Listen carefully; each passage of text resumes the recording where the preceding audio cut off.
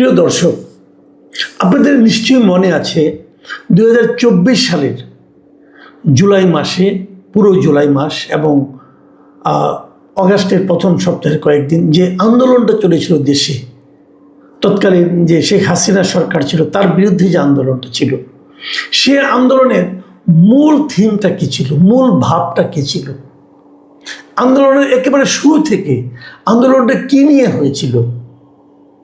অনেকে বলবেন যে কোটা বিরোধী আন্দোলন ছিল, মানে সমাজে যে একটা কোটা ছিল সেই কোটার বিরুদ্ধে আন্দোলন ছিল, সমাজে যে একটা বৈষম্য ছিল সেই বৈষম্যের বিরুদ্ধে আন্দোলন ছিল। আচ্ছা, বৈষম্যটা কোথায় ছিল বলেন তো? মনে আছে আপনাদের? আমি মনে করিয়ে দিচ্ছি। বৈষম্যটা মূলত ছিল যে ওই সময়ে মুক্তিযুদ্ধ কোটা নামে একটা কোটা ছিল। বিষয়টা এরকম যে মুক্তিযুদ্ধ যারা করেছে 71 সালে, সেই মুক্তিযোদ্ধাদের সন্তানদের জন্য একটা কোটা ছিল, মুক্তিযোদ্ধাদের জন্য একটা কোটা ছিল, মুক্তিযুদ্ধের সন্তানের সন্তান যারা তাদের জন্য কোটা ছিল।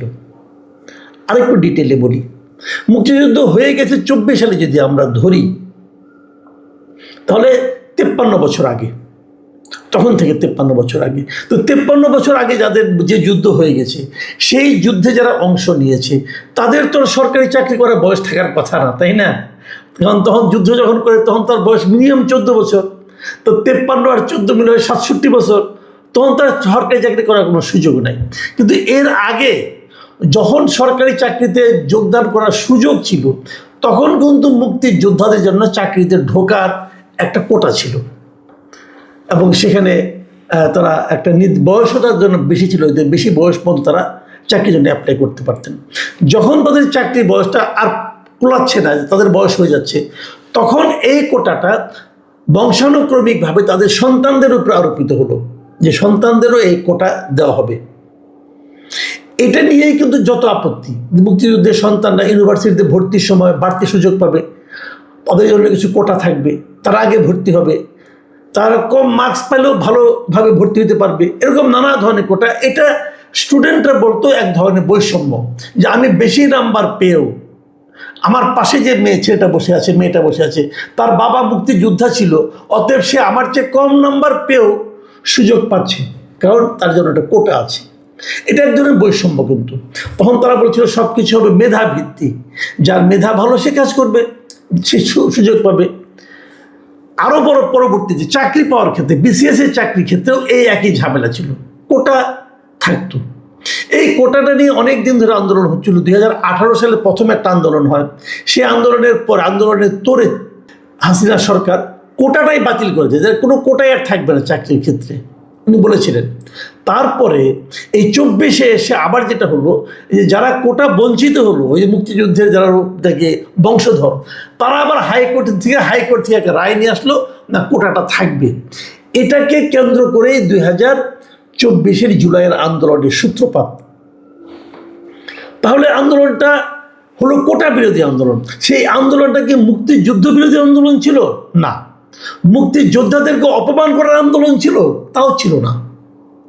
আন্দোলনটা ছিল যে ওই ইস্যুটাকে কেন্দ্র করে আপনি কোটা চালু করতে পারবেন না, যার যেটা যোগ্য, যে যার যোগ্য, সেই যোগ্যতা অনুযায়ী সে তার চাকরি পাবে অথবা কাজ পাবে অথবা ভর্তি হতে পারবে, যেখানেই যাক সেটা হলো তার যোগ্যতা অনুযায়ী, যার যে যোগ্যতা এবং যে কাজের জন্য যে যোগ্যতার দরকার, সেই প্রতিযোগিতায় তারা যে টিকবে সেই হবে।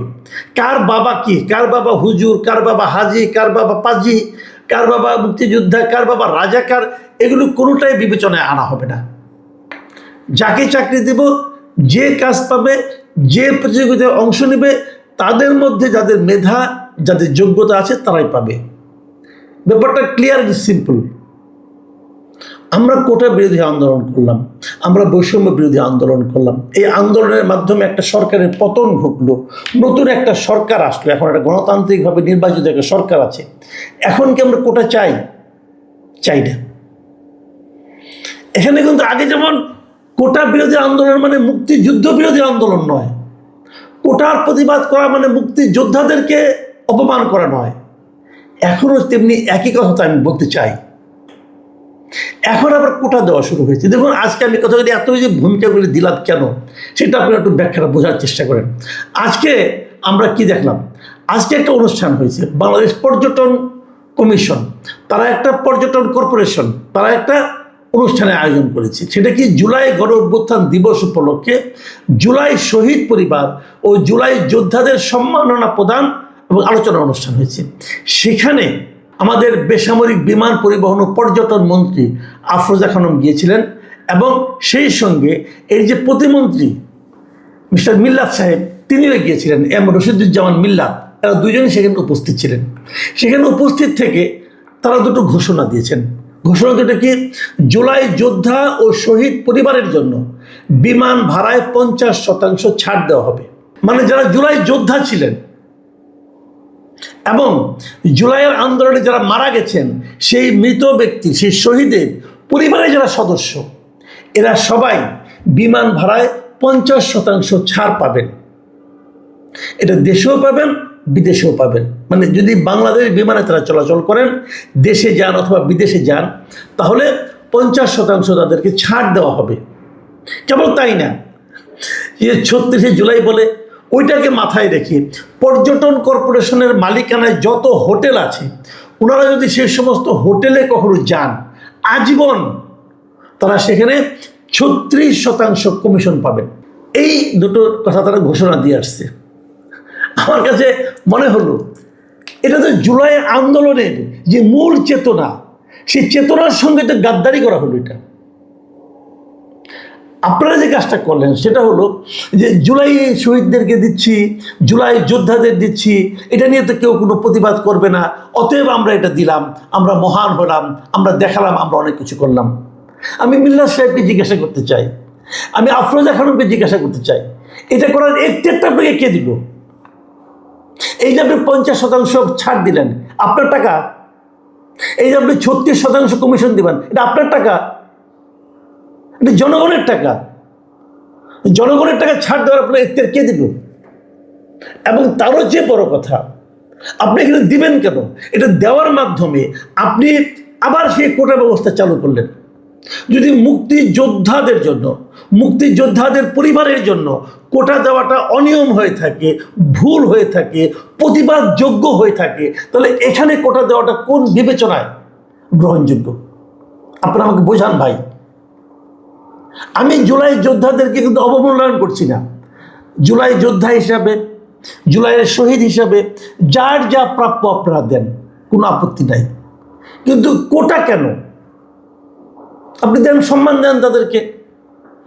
যা যা যে দেশের স্বাধীনতা সংগ্রামে, দেখেন মিল্লাত সাহেব একটা ভয়ঙ্কর কথা বলছেন কিন্তু সেখানে। উনি বলতেছেন যে ইদানিং 1971 সালের মুক্তিযোদ্ধাদের সঙ্গে 2024 সালের জুলাই যোদ্ধাদের তুলনা করা হচ্ছে, যা কোনোভাবেই যৌক্তিক নয়। খুব ভালো কথা, আমি আপনার কথা মানতে রাজি আছি। তারপর উনি কি বললেন? 1971 সালের যোদ্ধারা দেশ স্বাধীন করেছেন, আর 2024 সালের যোদ্ধারা দেশের সার্বভৌমত্ব রক্ষা করেছেন। এটা কীভাবে সম্ভব? সার্বভৌমত্ব তো আমাদের দেশে সবাই রক্ষা করতেছে। জুলাই যোদ্ধারা বলতে পারেন যে একটা স্বৈরাচারী সরকারের পতন ঘটিয়েছে, সার্বভৌমত্ব কেমন তারা রক্ষা করলো ভাই? সার্বভৌমত্ব রক্ষা করার জন্য পুলিশ আছে, বিডিআর আছে, আর্মি আছে, দেশের জনগণ আছে, ওনারা কীভাবে সার্বভৌমত্ব রক্ষা করলো? এটা বোঝান আপনি আমাকে। হয়তো আপনি বলতে চাচ্ছেন যে এই সরকার, আওয়ামী লীগ সরকার, ভারত সরকারের তাবেদারে পরিণত হয়ে আমাদের সার্বভৌমত্ব খুইয়েছিল। যে সার্বভৌমত্ব খোয়ানোর কথা বলেন, সেটা তো আপনারা সরকার গঠন করার পর করেছেন। সেটা হলো মার্কিন যুক্তরাষ্ট্রের সঙ্গে চুক্তি করে, মার্কিন যুক্তরাষ্ট্রের সঙ্গে যে গোলামি চুক্তি আপনারা করেছেন, তাতে আমাদের সার্বভৌমত্ব গেছে। আমরা এখন বিদেশ থেকে তেল কিনতে হলে মার্কিন যুক্তরাষ্ট্রের অনুমতি নিয়ে কিনতে হয়, আগে ভারতের অনুমতি নিয়ে কিছু কিনতে হতো না আমাদের। সার্বভৌমত্ব কারে কি বুঝাচ্ছেন ভাই? এইগুলি ঠিক না। মুখে যা আসবে তাই বলবেন, এগুলো ঠিক না। একটা গোষ্ঠীকে খুশি করার জন্য যা ইচ্ছা তা দিয়ে দিবেন, এটাও ঠিক না। এদেশের সংবিধানে বলা হয়েছে এদেশের প্রত্যেকটা নাগরিক প্রত্যেকটা ক্ষেত্রে সমান অধিকার পাবে। যেখানে অধিকারের ক্ষেত্রে আপনি কম বেশি করবেন, সেখানেই কিন্তু আপনি বৈষম্য তৈরি করলেন। এই আন্দোলন ছিল বৈষম্য বিরোধী আন্দোলন। বৈষম্যের বিরুদ্ধে আন্দোলন করতে হবে কেন? বৈষম্য থাকবে না, এটাই নিয়ম। আপনারা নিয়ম লঙ্ঘন করছেন। আপনারা মন্ত্রী থাকার যোগ্য না, কারণ মন্ত্রী হয়ে আপনারা নিয়ম লঙ্ঘন করছেন। আপনি সংবিধান লঙ্ঘন করছেন। আপনি কোন বিবেচনায় একটা বিশেষ গোষ্ঠীকে, কিছু লোককে বিশেষ সুবিধা দেবেন? এখন এটা বললে আপনি বলবেন যে আমি জুলাইদের অবমাননা করছি। নো। তাহলে আপনাকে মুক্তিযোদ্ধাদের পরিবার যারা ছিল, যারা শহীদ পরিবার ছিল, মুক্তিযোদ্ধারা শহীদ হয়েছিল, তাদের পরিবারকেও দিবেন এটা? যে কথাটা নাকি বলছেন মিল্লা সাহেব, এই দুটাকে এক করা যাবে না, তা আপনারা তো এক করতেছেন না। আপনারা তো মুক্তিযুদ্ধের যে জুলাই যোদ্ধাকে উপরে উঠাচ্ছেন। আপনি তো এখানেও বৈষম্য করছেন। আপনি তো এখানেও বৈষম্য করছেন ভাই। আপনি মুক্তিযোদ্ধাদের চেয়ে জুলাই যোদ্ধাদের উপরে উঠাই দিচ্ছেন। কিভাবে সম্ভব? মুক্তিযুদ্ধের সঙ্গে তুলনীয় ঘটনা এই দেশে একটাও ঘটে নাই। মুক্তিযুদ্ধে আপনার দলের যারা যিনি প্রতিষ্ঠাতা, তিনি মুক্তিযুদ্ধে নাও, আপনি জুলাই যুদ্ধে নাও। খুবই হতাশাব্যঞ্জক। এবং আমি মনে করি এই লোকগুলোর মাথার মধ্যে কিছু আছে কিনা আমার সন্দেহ আছে। এবং তারা একটা বিতর্ক তৈরি করতেছে, নতুন করে একটা বিতর্কের জন্ম দিচ্ছেন এরা। এই লোকগুলো জাস্ট একটা পরিবেশে গিয়েছেন, ওখানে যে তাদেরকে তাৎক্ষণিকভাবে খুশি করার জন্য যা ইচ্ছা তাই বলে দিয়ে আসছেন। আবার আপনারা বৈষম্যের জন্ম দিচ্ছেন। এই দেখেন, আমি নিজে মনে করি আমি কোনো কোটায় বিশ্বাস করি না। আমি মনে করি কোটা কিসের? যে যে ক্ষেত্রে যাবে সেই ক্ষেত্রে যে যোগ্যতম ব্যক্তি সেই সুযোগটা পাবে। কারণ অযোগ্যদের হাতে দায়িত্ব দেওয়ার কারণে দেশে এই অবস্থা। যোগ্যতম ব্যক্তি কাজ পাবে, যোগ্যতম ব্যক্তি যোগ্যতম চাকরিটা করবে। যে অযোগ্য তাকে আমরা অন্যভাবে, আপনি যদি আত্মীয় হয়, ভালোবাসা থাকে, তাকে আপনি অন্যভাবে আপ্যায়ন করেন, কোনো সমস্যা নাই। কিন্তু এই সমস্ত ক্ষেত্রে এই যে আপনি 50% বিমানে কোটা দিচ্ছেন, বিমানে যে লসটা হবে, লসটা আপনি পুষাই দেবেন? এমনি তো লুটপাট হচ্ছে বিমানে, সেই লুটপাটে ভাগ নিশ্চয় আপনারাও পাচ্ছেন। আপনারা কি পাচ্ছেন না পাচ্ছেন সেই খবর আমরা প্রকাশ করবো ইনশাল্লাহ।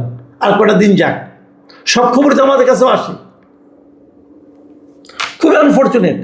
আমি মাননীয় প্রধানমন্ত্রীকে বলবো এই সমস্ত দিকে নজর দেন। এই লোকগুলো আপনার প্রিয় আমি জানি, কিন্তু তবু তাদের দিকে নজর দেন, কারণ এরাই কিন্তু আপনাকে ডোবাবে। আবার কোটা, আবার বৈষম্য, এটা হয় না। অনেকদিন ধরে চলছে এগুলো নিয়ে আরো পরে আরো কথা বলবো। আপাতত এই পর্যন্ত থাকলো। সবাই ভালো থাকবেন। আল্লাহ হাফিজ।